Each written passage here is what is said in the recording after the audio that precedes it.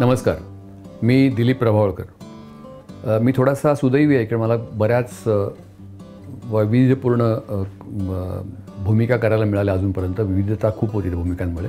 त्यातल्या काही निवडक भूमिकांबद्दल मी तुम्हाला सांगणार आहे. आधी चिमणरावमुळे मी घराघरात पोचलो. त्या चिमणरावने मला एक चेहरा दिला, एक इमेज दिली, प्रतिमा दिली, लोकप्रियता दिली. तर ते चिमणराव हे त्यावेळेला प्रॉडक्ट होतं हे मुंबई दूरदर्शनचं. त्यावेळेला ही एकच चॅनल होता आणि ही एकच सिरियल होती.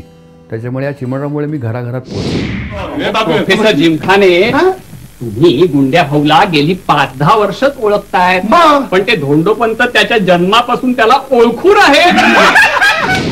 तर त्या चिमणराव करताना मी 1-2 गोष्टीच फक्त सांगू शकेन तुम्हाला की त्याच्यामध्ये मी करताना हे माझी नेहमीची जी एक शैली आहे करायची, ती ज्याला वास्तवदर्शी अभिनय शैली म्हणतात तशी आहे, नॅचरलिस्टिक स्टाईल ऑफ ॲक्टिंग. पण चिमणराव हा मी ठरवून थोडा कार्टून टाईप केला, कॅरिकेचरिस्ट केला असा. तर ते फक्त चिमणरावबद्दल सांगण्यासारखं. आणि खूप पॉप्युलर झालं आणि विशेषतः अमराठी पुढे सुद्धा हा चिमणराव खूप त्यावेळेला गाजला. तर चिमवी जोशींच्या मूळ कथांमधलं हे पात्र आहे. त्याच्यामुळे हे करताना मला पुन्हा एकदा कथा खूप सगळ्या वाचायला लागल्या आणि मला तो चिमणराव कसा दिसला, एक सर्वसामान्य माणूस आणि महत्त्वाची व्यक्ती नसताना आपण महत्त्वाची व्यक्ती आहोत असा आव आणणारा असा तो चिमणराव होता. आणि करताना मला खूप मजा आली. हसवापसवी नावाचं नाटक जे आहे ते त्याला इतकं यश मिळेल असं मला कल्पना नव्हती त्याची. मी स्वतः ते लिहिलेलं आहे. तर खरं सांगायचं तर माझ्यातल्या लेखकांनी माझ्यातल्या नटासाठी लिहिलेलं ते. आणि नाट्यलेखन कसं केलं जाऊ नये याचा हे नाटक म्हणजे वस्तुपाठ आहे. कारण मला आधी मी व्हरायटी ऑफ रोल्स त्यातले विविधपूर्ण भूमिका मी आधी निवडल्या आणि त्यानंतर त्यांना बांधायचं सूत्र शोधलं. म्हणजे त्याच्या एका भूमिकेचा दुसऱ्या भूमिकेशी संबंध नाही आहे. त्यात पहिल्यांदा चिमणराव येतो, दुसऱ्यांदा त्याच्यामध्ये येतो तो एक चायनीज प्रिन्स आहे वांटुंग पिनपिन नावाचा. त्याचा तिसरा येतो तो नाना कोंबडीवाला आहे. त्याची चौथी बाई येते माझी जुळी बहीण दीप्ती प्रभावळकर पटेल लुमुंबा. 5वा येतो तो माझ्यापेक्षा खूपच वयाने लहान कॉलेजमधला बॉबी मॉड आहे. आणि त्याच्यानंतर शेवटचा येतो तो 89 वर्षाचा म्हातारा आहे. असे रोल्स होते एकमेकांशी संबंध नसलेले. मला ते करून बघायचं होतं. एका वेळेला स्टेजवर जास्ती रोल्स करताना काय होऊ शकतं, आपण अगदी वेगवेगळे करू शकतो का, एका रोलचा दुसऱ्याशी संबंध नाही असे रोल आपण करू शकतो का. तर तसे मी केले आणि मला असं वाटतं की त्याच्यामध्ये मी यशस्वी झालो. कारण त्याचे बरेच प्रयोग झाले. 750 शोज मिस केले. खरंच जर म्हणजे मी जर पुढे न कंटाळता ते चालू ठेवले असते तर 1,500 प्रयोग झाले असते, एवढा त्याला डिमांड होता. पण मला असं वाटलं की आता थांबूया, म्हणजे जेवढा फ्रेशनेस त्याच्यामध्ये आहे तोपर्यंत ते थांबवावं असं मला वाटलं. तर आता पुष्कळ श्रोत्री पण त्याचे प्रयोग करतो पुढे. पण ते नाटक मी म्हटलं त्याप्रमाणे मी ते लिहिलं, माझ्यासाठीच लिहिलं आणि ते व्हरायटी ऑफ रोल्स त्याच्यामध्ये करायला मिळालं आणि त्याला इतकं यश मिळेल असं मला आधी वाटलं नव्हतं. अमेरिकेत पण प्रयोग झाले. अमेरिकेत पण महाराष्ट्र मंडळाच्या लोकांनी आम्हाला बोलवलं होतं, तिकडेही हे प्रयोग केले आणि ते नाटक खूप गाजलं. त्याच्यामुळे मला एक वेगळा आत्मविश्वास, कॉन्फिडन्स मिळाला त्या नाटकामुळे की मी वेगवेगळ्या तऱ्हेच्या भूमिका, वेगळ्या आवाजाच्या, वेगळ्या वयाच्या, वेगळ्या एकूण मॅनरिझमच्या, लकीबिनच्या अशा भूमिका मी सादर करू शकतो आणि लोकांना स्वीकारायला लावू शकतो. हा आत्मविश्वास मला या नाटकाने. तात्या विंचू कॅरेक्टर झपाटलेलं माझं जे आहे ते त्यावेळेला माझी इमेज साध्या भोळ्या चिमणरावची जास्ती लोकांच्या मनात ठसलेली होती.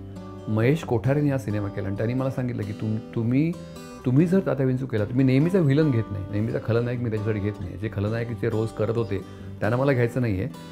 तुमची इमेज अशी नाही आहे म्हणून तुम्ही हा करा, त्याचं गंमत येईल म्हणून. आणि खरंच तात्या विंचू खूप गाजला.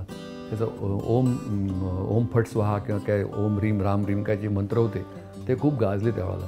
तर तो करताना मला मजा आली. काय या तऱ्हेचा रोल, असा तऱ्हेचा रोल मी कधी केला नव्हता. तो उग्र चेहऱ्याचा आणि असा तात्या विंचू होता. पिंजारलेले केस, डोळ्याखाली काळी वर्तुळं, कवळी लावली होती मी, सोन्याचे दात असलेली, सोन्याचे सुळे असलेली कवळी होती आणि लेदरचा ड्रेस होता, म्हणजे लेदर जॅकेट, लेदर पॅन्ट, नंतर पायापर्यंतचे गुडघ्यापर्यंतचे बूट होते लांब असे. आणि असं तो तात्या विंचू होता. त्याला एक वेगळा खर्जातला आवाज, बेसमधला आवाज मी वापरला पण तो खूप गाजला. अजूनही तो तात्या विंचू कुठे कुठे पोचला. अजूनही मला तो तात्या विंचू म्हणून विशेषतः गावाबिवाकडचे लोक तात्या विंचू रोल आम्हाला आठवतो, आवडतो असं सांगतात.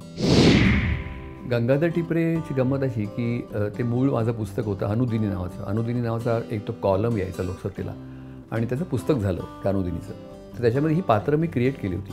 त्याच्यामध्ये आबा गंगाधर टिपरे होते, त्यांचा मुलगा शेखर होता, शेखरची बायको श्यामला होती आणि त्यांची मुलं शिर्या आणि शलाका अशी मुलं होती. आणि ती दर रविवारी लोकसत्तेच्या पुरवणीमध्ये रोजनिशीतली पानं यायची.